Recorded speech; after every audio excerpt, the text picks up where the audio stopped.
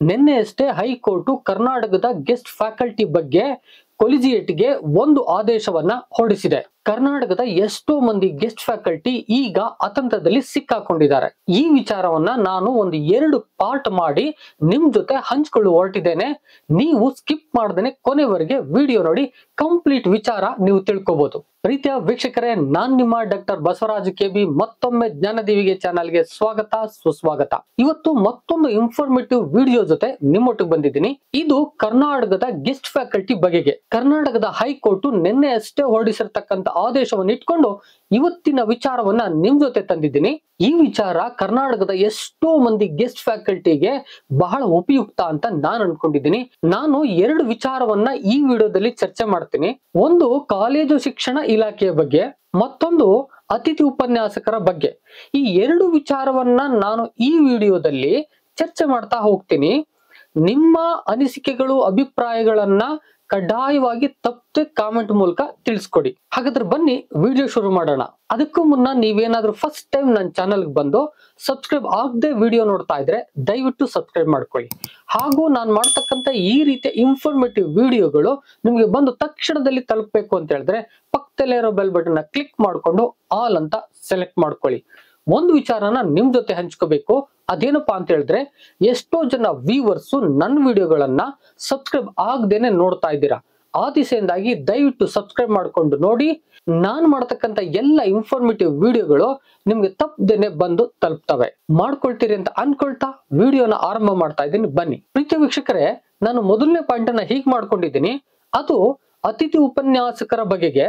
ಅತಿಥಿ ಉಪನ್ಯಾಸಕರ ಈಗ ಯಾವ ಸವಾಲುಗಳನ್ನ ಎದುರಿಸ್ತಿದ್ದಾರೆ ಆ ಪಾಯಿಂಟ್ ಗಳನ್ನ ನೋಡೋಣ ಬನ್ನಿ. ಮೊದಲನೇ ಪಾಯಿಂಟ್ಸ್ ಅನ್ನ ನೋಡೋದಾದ್ರೆ, ಹೆಚ್ಚು ವರ್ಷಗಳ ಸೇವೆ. ಅಂದ್ರೆ ಕರ್ನಾಟಕದಲ್ಲಿ ಈಗ ಸುಮಾರು ಒಂದು 10,000ಕ್ಕಿಂತಲೂ ಹೆಚ್ಚು ಅತಿಥಿ ಉಪನ್ಯಾಸಕರು ಪದವಿ ಕಾಲೇಜುಗಳಲ್ಲಿ ವರ್ಕ್ ಮಾಡ್ತಿದ್ದಾರೆ ಅನ್ನೋದು ನೋಡೋದಾದ್ರೆ, ಬಹುತೇಕವಾಗಿ ಈ ಒಂದು ಸಂಖ್ಯೆಯಲ್ಲಿ ಬಹುತೇಕ ಜನರು ಸುಮಾರು ಅವರ ಜೀವಮಾನದ ಅಂತ ಹೇಳಿದ್ರೆ ಸುಮಾರು 10, 20, 25 ವರ್ಷಗಳ ಸೇವೆಯನ್ನ ಅತಿಥಿ ಉಪನ್ಯಾಸಕರಾಗೆ ಮಾಡಿದ್ದಾರೆ. ಅಂಥವ್ರಿಗೆ ಈಗ ಬಂದಂತಹ ಒಂದು ಆದೇಶ ಅಂದ್ರೆ ಕೊಲಿಜಿಯೇಟ್ ಮೊದಲನೇ ಹೇಳಿತ್ತು, ಜನವರಿವರೆಗೆ ನಾವು ಟೈಮ್ ಕೊಟ್ಟಿದ್ದೀವಿ. ಜನವರಿ 1, 2025 ನೀವು UGC ಅರ್ಹತೆಯನ್ನು ಪಡ್ಕೋಬೇಕು, ಇಲ್ಲಾರ ಸಮಸ್ಯೆ ಆಗುತ್ತೆ. ನಾವು 3 ವರ್ಷಗಳ ಅವಧಿಯನ್ನ ನಿಮ್ಗಾಗಿ ಕೊಟ್ಟಿದ್ದೋ, ನೀವು ಮಾಡ್ಕೊಂಡಿಲ್ಲ. ಅದರಂತೆ ನಿನ್ನೆ ತಾನೇ ಹೈಕೋರ್ಟ್ ಒಂದು ಆದೇಶವನ್ನ ಕೊಲಿಜಿಯೇಟ್ಗೆ ಹೊರಡಿಸಿದೆ. ನೀವು UGC ಮಾನದಂಡಗಳನ್ನ ನೋಡ್ಕೊಂಡೆ ಅಪಾಯಿಂಟ್ ಮಾಡ್ಕೊಳ್ಳಿ ಗೆಸ್ಟ್ ಫ್ಯಾಕಲ್ಟಿನ. ಇಂಥ ಒಂದು ಸವಾಲುಗಳಲ್ಲಿ ಯಾರು ತುಂಬಾ ವರ್ಷ ಸೇವೆ ಮಾಡಿ ಈಗ ರಿಟೈರ್ಡ್ ಹಂತದಲ್ಲಿದ್ದಾರೋ ಅಂತವ್ರಿಗೆ ದೊಡ್ಡ ಸಮಸ್ಯೆ. ಯಾಕೆಂದ್ರೆ ಅವರು ಬೇರೆ ಎಲ್ಲೂ ಹೋಗಿ ದುಡಿಯೋ ಒಂದು ಅವಕಾಶಗಳು ಕಷ್ಟ. ಇನ್ನು 2ನೇ ಪಾಯಿಂಟ್ ಅನ್ನ ನೋಡೋದಾದ್ರೆ, ಎಷ್ಟೋ ಅತಿಥಿ ಉಪನ್ಯಾಸಕರು ಏನು ಗೆಸ್ಟ್ ಫ್ಯಾಕಲ್ಟಿ ಸ್ಯಾಲರಿ ಇದೆಯೋ ಅಥವಾ ಗೆಸ್ಟ್ ಫ್ಯಾಕಲ್ಟಿ ಅನ್ನೋ ಹುದ್ದೆ ಇದೆಯೋ ಇದನ್ನೇ ನಂಬಿ ಜೀವನ ಮಾಡ್ತಿದ್ದಾರೆ. ಈ ತರದ ವಿಚಾರಗಳನ್ನ ಕರ್ನಾಟಕದಾದ್ಯಂತ ನಾವು ಕಾಣಬಹುದು. ಎಷ್ಟೋ ಮಂದಿ ಈ ಒಂದು ಗೆಸ್ಟ್ ಫ್ಯಾಕಲ್ಟಿ ಇಲ್ಲದೆ ಇದ್ರೆ ಬೀದಿಗೆ ಬರ್ತಾರೆ. ಇದನ್ನೇ ತನ್ನ ಮನೆಯ ಆದಾಯದ ಮೂಲ ಅನ್ಕೊಂಡಿದ್ದಾರೆ. ತನ್ನ ಮಕ್ಕಳ ವಿದ್ಯಾಭ್ಯಾಸಕ್ಕಾಗ್ಬೋದು, ಇನ್ನಿತರೆ ಕಾರ್ಯಗಳಿಗಾಗ್ಬೋದು ಇಲ್ಲಿ ಬರುವ ಸ್ಯಾಲರಿಯನ್ನೇ ನಂಬಿ ಜೀವನವನ್ನು ಮಾಡ್ತಾರೆ. ಇದು ಬರ್ದೇ ಇದ್ರೆ ಅವ್ರಿಗೆ ತುಂಬಾ ಕಷ್ಟ ಆಗುತ್ತೆ. 2 ತಿಂಗಳ ಗ್ಯಾಪೇ ಅವರಿಗೆ ದೊಡ್ಡ ಸಂಕಷ್ಟಕ್ಕೆ ಈಡು ಮಾಡುತ್ತೆ. ಇಂತಹ ಸಮಸ್ಯೆಗಳನ್ನ ಎದುರಿಸ್ತಾ ಇದ್ದಾರೆ. ಇದ್ರ ಬಗ್ಗೆನೂ ಕೂಡ ನೋಡ್ಬೇಕಾಗತ್ತೆ. ಇನ್ನು 3ನೇ ಪಾಯಿಂಟ್, ಅವರ ಸೇವೆಯ ಅವಧಿಯೇ ಮುಗಿಯುತ್ತಾ ಬಂದಿರುವುದು. ಇದನ್ನ ಗಮನಿಸೋದು ನೋಡೋದಾದ್ರೆ, ಎಷ್ಟೋ ಜನ ಗೆಸ್ಟ್ ಫ್ಯಾಕಲ್ಟಿ ಹಾಗೆ ರಿಟೈರ್ಡ್ ಆಗಿರೋರಿದ್ದಾರೆ, ಇನ್ನು ರಿಟೈರ್ಡ್ ಆಗುವ ಹಂತದಲ್ಲಿದ್ದಾರೆ. ಇಂಥ ಪರಿಸ್ಥಿತಿ ಗೆಸ್ಟ್ ಫ್ಯಾಕಲ್ಟಿಗೆ ಇರುವಂತಹ ಸಂದರ್ಭದಲ್ಲಿ ಏಕಾಏಕಿ ಈ ಒಂದು ನಿಯಮಗಳು ಅಪ್ಲೈ ಆದ್ರೆ ಇವರ ಕುಟುಂಬಗಳ ಗತಿ ಏನು? ಇವರು ಯಾವ ರೀತಿಯಾಗಿ ತಮ್ಮ ಜೀವನವನ್ನ ನಡೆಸಬಲ್ಲರು? ಇನ್ನು ಹೊರಗ್ ಬಂದ ಮೇಲೆ ಏನ್ ಕತೆ? ಇದು ಬಹಳ ಸಂಕಷ್ಟಕ್ಕೆ ಸಿಲುಕಿಸ್ತಕ್ಕಂತ ಒಂದು ಪರಿಸ್ಥಿತಿ. ಇನ್ನು 4ನೇ ಪಾಯಿಂಟ್, ಏನು UGC ಮಾನದಂಡ ಇದೆಯೋ ಅದರಂತೆ ಅರ್ಹತೆಯನ್ನ ಪಡ್ಕೊಳ್ಳೋದು. ಅಂದ್ರೆ ಎಕ್ಸಾಮ್ ಬರ್ದು ಅರ್ಹತೆಯನ್ನ ಪಡ್ಕೊಳ್ಳೋದು. ಈ ವಿಚಾರವನ್ನು ಕುರಿತು ಮಾತನಾಡೋದಾದ್ರೆ, ಎಲ್ಲೋ ಒಂದು ಕಡೆ ಆಲ್ರೆಡಿ ರಿಟೈರ್ಡ್ ಆಗಿ ಬಂದಿರೋರು ಮತ್ತೆ ವಯಸ್ಸು ಆಗ್ತಿರ್ತಕ್ಕಂಥವ್ರು ತನ್ನ ಮನೆಯ ಆರ್ಥಿಕ ಪರಿಸ್ಥಿತಿಗಳನ್ನ ನೀಗಿಸಲು ಕಷ್ಟ ಪಡ್ತಾ ಇರ್ತಕ್ಕಂಥ ಸನ್ನಿವೇಶಗಳು.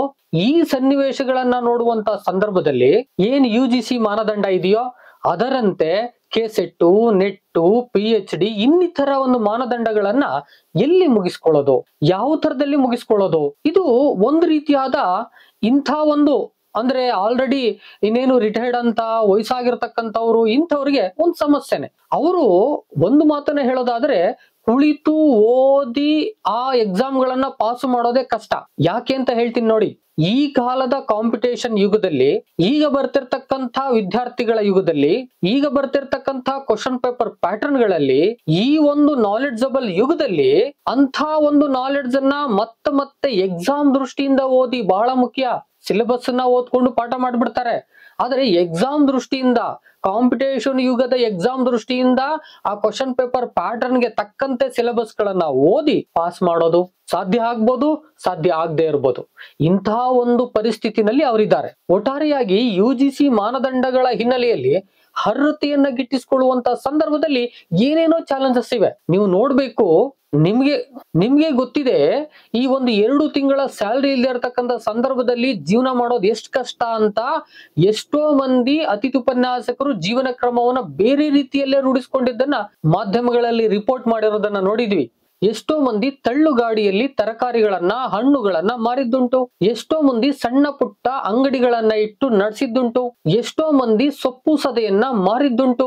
ಎಷ್ಟೋ ಜನ ಕೂಲಿಗಳನ್ನ ಮಾಡಿದ್ದುಂಟು. ಅಂದ್ರೆ ಗೆಸ್ಟ್ ಫ್ಯಾಕಲ್ಟಿಗಳು ಮಾಡತಕ್ಕಂತ ಜೀವನ ಕ್ರಮ ಏನಿದೆ ಅವ್ರದ್ದು ತುಂಬಾ ಉತ್ತಮವಾಗಿಲ್ಲ. ಇಂತಹ ಹಿನ್ನೆಲೆಯಲ್ಲಿ ಬಹುತೇಕವಾಗಿ ಈ ಒಂದು ಮಾನದಂಡವನ್ನ ಹಾಕಿದರೆ ಆ ಒಂದು ಅರ್ಹತೆ ಇಲ್ಲದೆ ಇರತಕ್ಕಂಥವ್ರು ಏನಾಗ್ಬೋದು? ಅವ್ರೆಲ್ರೂ ಕೂಡ ಈ ತರದ ಪರಿಸ್ಥಿತಿಯನ್ನೇ ಎದುರಿಸ್ತಾ ಇದ್ದಾರೆ. ಇನ್ನು ಏನಾದ್ರೂ ಈ ಮಾನದಂಡ ಕಟ್ಟುನಿಟ್ಟಾಗಿ ಬಂದ್ರೆ ಅವರು ಉದ್ಯೋಗವನ್ನ ಕಳ್ಕೋಬೇಕಾಗತ್ತೆ.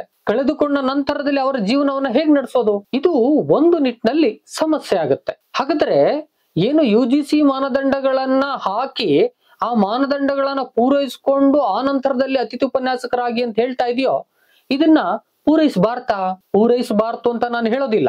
ಯಾಕಂತ ಹೇಳಿದ್ರೆ ಪೂರೈಸಿಕೊಳ್ಳುವುದು, ಪೂರೈಸಿಕೊಳ್ಳದಿರುವುದು ಈ ಸಾಧ್ಯತೆಗಳನ್ನ ನಾವು ನೋಡ್ತಿದೀವಿ. ಇಂತಹ ಹಲವಾರು ಸಮಸ್ಯೆಗಳು ಈ ಒಂದು ಮಾನದಂಡವನ್ನ ಅಪ್ಲೈ ಮಾಡೋದ್ರಿಂದ ಎದುರಿಸಬೇಕಾಗತ್ತೆ ಗೆಸ್ಟ್ ಫ್ಯಾಕಲ್ಟಿಗಳು. ಈ ಅರ್ಹತೆಯನ್ನ ಪಡ್ಕೊಳ್ಳೋಕೆ ಸಾಧ್ಯ ಇರ್ತಕ್ಕಂಥವ್ರು ಪಡ್ಕೊಳ್ತಾರೆ, ಪಡ್ಕೊಳ್ದೇ ಇರ್ತಕ್ಕಂಥವ್ರು ಪಡ್ಕೊಳ್ಳೋಕ್ಕಾಗೋದಿಲ್ಲ. ಈ ಎರಡರ ನಡುವೆ ಒಂದು ಗೊಂದಲ ಇದೆ. ಈ ಗೊಂದಲಕ್ಕೆ ಪರಿಹಾರವನ್ನ ಸರ್ಕಾರಗಳೇ ಕಂಡುಕೋಬೇಕಾಗಿದೆ. ಇನ್ನು ಮತ್ತೊಂದು ಭಾಗದ ಪಾಯಿಂಟ್ ಅನ್ನ ನೋಡೋದಾದ್ರೆ ಅದು ಕಾಲೇಜು ಶಿಕ್ಷಣ ಇಲಾಖೆ ಎದುರಿಸುವ ಸವಾಲುಗಳು. ಈ ಪಾಯಿಂಟ್ ಅನ್ನ ಮುಂದುವರಿಸುವ ಮುನ್ನ ನಾನು ವಿಡಿಯೋ ಕೆಳಗಡೆ ಇರೋ ಡಿಸ್ಕ್ರಿಪ್ಷನ್ ಬಾಕ್ಸ್ ನಲ್ಲಿ ಒಂದು ಲಿಂಕ್ ಅನ್ನ ಕೊಟ್ಟಿದ್ದೀನಿ. ಆ ಲಿಂಕು ಗೆಸ್ಟ್ ಫ್ಯಾಕಲ್ಟಿ ಅಭಿಪ್ರಾಯಗಳನ್ನ ಸಂಗ್ರಹಿಸುವ ಒಂದು ಲಿಂಕ್. ಒಂದು ಪೋಲ್ ಅನ್ನ ನಡೆಸ್ತಾ ಇದ್ದೀನಿ. ಯಾರ್ಯಾರು ಯಾವ ಅಭಿಪ್ರಾಯಗಳನ್ನ ವ್ಯಕ್ತಪಡಿಸ್ತಾರೆ, ಏನ್ ಪರ್ಸೆಂಟೇಜ್ ಬರುತ್ತೆ ನೋಡೋಣ ಅಂತ. ಈ ಹಿನ್ನೆಲೆಯಲ್ಲಿ ಅದನ್ನ ನೀವೇನಾದ್ರೂ ಫಿಲ್ ಮಾಡಿ ನಿಮ್ಮ ಅಭಿಪ್ರಾಯಗಳನ್ನ ವ್ಯಕ್ತಪಡಿಸಿದರೆ ನಂತರದಲ್ಲಿ ನಾನು ಮತ್ತೊಂದು ವಿಡಿಯೋವನ್ನ ಅದೇ ಅಭಿಪ್ರಾಯಗಳನ್ನ ಇಟ್ಕೊಂಡು ಪರ್ಸೆಂಟೇಜ್ ಅನ್ನ ಇಟ್ಕೊಂಡು ಒಂದು ವಿಡಿಯೋ ಮಾಡಿ ಕೊಡ್ತೀನಿ. ಬನ್ನಿ ಪಾಯಿಂಟ್ಗೆ ಹೋಗೋಣ. ಮೊದಲನೇ ಪಾಯಿಂಟ್ ಅನ್ನ ನೋಡೋದಾದ್ರೆ, ಕರ್ನಾಟಕದ ಸರ್ಕಾರಿ ಪದವಿ ಕಾಲೇಜುಗಳಲ್ಲಿ ವಿದ್ಯಾರ್ಥಿಗಳ ಸಂಖ್ಯೆಗೆ ಅನುಗುಣವಾಗಿ ಅಧ್ಯಾಪಕರು ಇಲ್ಲದಿರುವುದು. ಈ ಪಾಯಿಂಟ್ ಅನ್ನ ನೋಡೋದಾದ್ರೆ ಸರ್ಕಾರಕ್ಕೆ ಇದು ಒಂಥರ ಚಾಲೆಂಜ್ ಆಗತ್ತೆ, ಸಮಸ್ಯೆ ಆಗತ್ತೆ. ಈಗ ಆಲ್ರೆಡಿ ವಿದ್ಯಾರ್ಥಿಗಳು ಹೆಚ್ಚು ಅಡ್ಮಿಷನ್ ತೆಗೆದುಕೊಳ್ತಿದ್ದಾರೆ ಸರ್ಕಾರಿ ಕಾಲೇಜುಗಳಲ್ಲಿ. ಅದಕ್ಕೆ ತಕ್ಕಂತೆ ಅಧ್ಯಾಪಕರನ್ನ ನೇಮಕ ಮಾಡಬೇಕಾಗಿತ್ತು. ಎಷ್ಟೋ ವರ್ಷಗಳ ನೇಮಕ ಇನ್ನೂ ಹಿಂದುಳಿದಿದೆ. ಆಲ್ರೆಡಿ ಒಂದು ಬಾಕಿ ಇರತಕ್ಕಂತ ನೇಮಕಾತಿಯನ್ನ ಕಂಪ್ಲೀಟ್ ಮಾಡ್ತಾ ಇದ್ದಾರೆ. ಕಂಪ್ಲೀಟ್ ಮಾಡಿದ್ರು ಕೂಡ ಏನು ವಿದ್ಯಾರ್ಥಿಗಳ ಸಂಖ್ಯೆ ಇದೆಯೋ ಆ ಸಂಖ್ಯೆಗೆ ಅನುಗುಣವಾಗಿ ಅಧ್ಯಾಪಕರನ್ನ ಫಿಲ್ ಮಾಡೋದು ಕಷ್ಟ ಆಗುತ್ತೆ. ಗೆಸ್ಟ್ ಫ್ಯಾಕಲ್ಟಿ ಬೇಕಾಗುತ್ತೆ. ಈ ರೀತಿಯಾದ ಸಮಸ್ಯೆಯನ್ನ ಸರ್ಕಾರ ಮತ್ತು ಕಾಲೇಜು ಶಿಕ್ಷಣ ಇಲಾಖೆ ಎದುರಿಸಬೇಕಾಗತ್ತೆ. ಅವ್ರಿಗೆ ಇದು ಸವಾಲಾಗಿ ನಿಂತ್ಕೊಳ್ಳುತ್ತೆ. ಇನ್ನು ಎರಡನೇ ಪಾಯಿಂಟ್ ಅನ್ನ ನೋಡೋದಾದ್ರೆ, ಕಾಲೇಜು ಆರಂಭ ಆಗಿ ಆಲ್ರೆಡಿ 1 ತಿಂಗಳು 1.5 ತಿಂಗಳು ಆಗ್ತಾ ಇದೆ. ಆದ್ರೂ ಕೂಡ ಸಫಿಸಿಯೆಂಟ್ ಪಾಠ ಪ್ರವಚನಗಳು ನಡೆಯೋದು ಕಷ್ಟ ಆಗಿದೆ. ಯಾಕಂತ ಹೇಳಿದ್ರೆ ಎಷ್ಟೋ ಜನ ಗೆಸ್ಟ್ ಫ್ಯಾಕಲ್ಟಿಗಳು ಮತ್ತೆ ಅಪಾಯಿಂಟ್ ಆಗಿ ಹೋಗ್ಲಿಲ್ಲ, ಮತ್ತೆ ಅವ್ರಿಗೆ ರಿಪೋರ್ಟ್ ಆಗ್ಲಿಕ್ಕೆ ಸಾಧ್ಯ ಆಗ್ತಿಲ್ಲ. ಯಾಕಂತ ಹೇಳಿದ್ರೆ ಗೆಸ್ಟ್ ಫ್ಯಾಕಲ್ಟಿ ಅಪ್ಲಿಕೇಶನ್ ಕಾಲ್ ಆಗಿ ಕೌನ್ಸಿಲಿಂಗ್ ನಡೆಸಲಿಲ್ಲ, ರಿಪೋರ್ಟ್ ಯಾರು ಆಗ್ಲಿಲ್ಲ. ಇಂತಹ ಸಂದರ್ಭದಲ್ಲಿ ಏನು ಪೂರ್ಣಕಾಲಿಕ ಅಧ್ಯಾಪಕರು ಇರ್ತಾರೋ ಆ ಅಧ್ಯಾಪಕರಲ್ಲೇ ಕೊರತೆ ಇರೋದ್ರಿಂದ ಆ ಅಧ್ಯಾಪಕರು ಎಲ್ಲ ಪಾಠ ಪ್ರವಚನಗಳನ್ನ ಮಾಡೋದು ಕಷ್ಟ ಸಾಧ್ಯ. ಇಂತಹ ಸಂದರ್ಭದಲ್ಲಿ ಪಾಠ ಪ್ರವಚನಗಳು ನಡೆಯೋದು ಕಷ್ಟ ಆಗತ್ತೆ. ಇದನ್ನು ಕೂಡ ಕೊಲಿಜಿಯೇಟ್ ಎದುರಿಸಬೇಕಾಗತ್ತೆ. ಇನ್ನು ಮೂರನೇ ಪಾಯಿಂಟ್ ಅನ್ನ ನೋಡೋದಾದ್ರೆ, ಏನು UGC ಮಾನದಂಡಗಳನ್ನ ನಾವು ಇಂಪ್ಲಿಮೆಂಟ್ ಮಾಡ್ತೀವಿ, ಅದರಂತೆ ಗೆಸ್ಟ್ ಫ್ಯಾಕಲ್ಟಿನೂ ಕೂಡ ತಗೊಳ್ತೀವಿ ಅಂತ ಹೇಳ್ತಾ ಇದೆಯೋ, ಅದರಂತೆ ಹೈಕೋರ್ಟ್ ಒಂದು ಆದೇಶವನ್ನ ನೀಡಿದೆಯೋ, ಈ ಹಿನ್ನೆಲೆಯಲ್ಲಿ ಪ್ರತಿಯೊಬ್ಬರ ಒಂದು UGC ಮಾನದಂಡವನ್ನ ನೋಡಿದ್ರೆ ಎಷ್ಟೋ ಸಂದರ್ಭದಲ್ಲಿ ಎಷ್ಟೋ ಸಬ್ಜೆಕ್ಟ್ ಗಳಲ್ಲಿ UGC ಅರ್ಹತೆಯನ್ನೇ ಪಡೆದುಕೊಳ್ಳೋದಕ್ಕೆ ಸಾಧ್ಯ ಇಲ್ಲದೇನೆ ಪಾಠ ಪ್ರವಚನಗಳು ನಡೀತಾವೆ. ಎಷ್ಟೋ ಫ್ಯಾಕಲ್ಟಿಗಳು ಆಯಾಯ ಸಬ್ಜೆಕ್ಟ್ ನಲ್ಲಿ ಯುಜಿಸಿ ಅರ್ಹತೆಯನ್ನ ಪಡ್ಕೊಳ್ಳೋದು ಕಷ್ಟ ಆಗ್ತಿದೆ. ನೆಟ್ಟು ಸೆಟ್ಟು ಎಕ್ಸಾಮ್ ಗಳನ್ನ ಪಾಸ್ ಮಾಡೋದು ಕಷ್ಟ ಆಗ್ತಿದೆ. ಆ ಸಬ್ಜೆಕ್ಟ್ ಗಳಲ್ಲಿ ಕ್ಲಿಯರ್ ಮಾಡ್ಕೊಳ್ಳೋದೇ ಒಂದು ಸವಾಲಾಗಿದೆ. ಇಂತಹ ಒಂದು ಸಬ್ಜೆಕ್ಟ್ ಗಳು ಅದನ್ನ ಕ್ಲಿಯರ್ ಮಾಡ್ಕೊಂಡು ಅಪಾಯಿಂಟ್ ಮಾಡ್ಕೊಂಡು ಬರುವತ್ತಿಗೆ ಕಷ್ಟ. ಫುಲ್ ಟೈಮ್ ಫಿಲ್ ಮಾಡ್ಕೊಂಡ್ರು ಕೂಡ ಅದಕ್ಕೆ ಅರ್ಹತೆ ಇರತಕ್ಕಂಥವ್ರು ಸಿಕ್ಕೋದ್ ಕಷ್ಟ ಇದೆ. ಅದನ್ನು ಕೂಡ ನಾವು ನೋಡಿದೀವಿ. ಒಂದು ಕಾಲಘಟ್ಟದಲ್ಲಿ ಕಾಮರ್ಸ್ ಫ್ಯಾಕಲ್ಟಿಯನ್ನ ಫಿಲ್ ಮಾಡುವಾಗ ಅಪ್ಲಿಕೇಶನ್ ಹಾಕ್ತವ್ರೆಲ್ಲ ಎಲ್ಲೋ ಒಂದ್ ಕಡೆ ಅಪಾಯಿಂಟ್ ಆಗ್ಬಿಟ್ರು. ಅಂದ್ರೆ ಕಾಂಪಿಟೇಷನ್ ಇಲ್ದೇ ಇರತಕ್ಕಂತ ಒಂದು ಸ್ಥಿತಿಗೆ ಬಂದ್ಬಿಡ್ತೀವಿ ನಾವು. ಯುಜಿಸಿ ಮಾನದಂಡಗಳನ್ನ ಕಂಪ್ಲೀಟ್ ಮಾಡ್ಕೊಂಡು ಹೋಗಿ ಅಪಾಯಿಂಟ್ ಆಗಿ ಪಾಠ ಮಾಡೋದು ಅಂದ್ರೆ ಹೇಗೆ, ಯಾವ ರೀತಿನಲ್ಲಿ ಆ ಒಂದು ಸಬ್ಜೆಕ್ಟ್ಗೆ ಈ ಅಧ್ಯಾಪಕರನ್ನ ಫಿಲ್ ಮಾಡೋದು, ಇದು ಒಂದ್ ತರದಲ್ಲಿ ಅವರಿಗೆ ಸವಾಲು.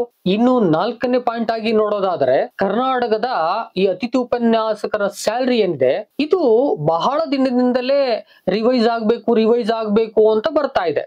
ಎಷ್ಟೋ ಸಂದರ್ಭದಲ್ಲಿ ರಿವೈಸ್ ಆಗಿದೆ, ಆದ್ರೆ ಎಷ್ಟೋ ಸಂದರ್ಭದಲ್ಲಿ ಯಾವ ಮಟ್ಟದಲ್ಲಿ ರಿವೈಸ್ ಆಗ್ಬೇಕು ಆ ಮಟ್ಟದಲ್ಲಿ ಆಗಿಲ್ಲ ಅನ್ನೋ ಹೇಳಿಕೆಗಳನ್ನ ಅತಿಥಿ ಉಪನ್ಯಾಸಕರು ಕೊಡ್ತಾನೆ ಇದ್ದಾರೆ. ಬೇರೆ ರಾಜ್ಯಗಳಿಗೆ ಹೋಲಿಸಿ ನೋಡ್ತಾ ಇದ್ದಾರೆ, ಮತ್ತೆ ಯುಜಿಸಿ ಮಾನದಂಡಗಳನ್ನ ನೋಡ್ಕೊಂಡು ಹೇಳ್ತಾ ಇದ್ದಾರೆ. ಈ ಹಿನ್ನೆಲೆಯಲ್ಲಿ ಏನಾದ್ರೂ ಯುಜಿಸಿ ಮಾನದಂಡವನ್ನ ಕಡ್ಡಾಯ ಅಂತ ಮಾಡಿ ಆನಂತರದಲ್ಲಿ ಅಪ್ಲಿಕೇಶನ್ ಹಾಕಿ ನಾವು ಅಪಾಯಿಂಟ್ ಮಾಡ್ತೀವಿ ಅಂತಕ್ಕಂಥದ್ದು ಏನಾದ್ರು ಆದ್ರೆ ಅತಿಥಿ ಉಪನ್ಯಾಸಕರು ಕೇಳ್ತಾರೆ, ಯುಜಿಸಿ ಏನ್ ಹೇಳುತ್ತೋ ಆ ತರದ ಸ್ಯಾಲರಿಗಳನ್ನ ನೀವು ಕೊಡಿ, ಬೇರೆ ರಾಜ್ಯಗಳು ಏನ್ ಕೊಡ್ತಾ ಇದಾವೋ ಕೊಡಿ, ಮತ್ತೆ ಇನ್ನಿತರ ಸೇವಾ ಭದ್ರತೆಗಳನ್ನ ಕೊಡಿ ಅನ್ನೋ ಒಂದು ಬೇಡಿಕೆಗಳನ್ನ ಇಡ್ತಾರೆ.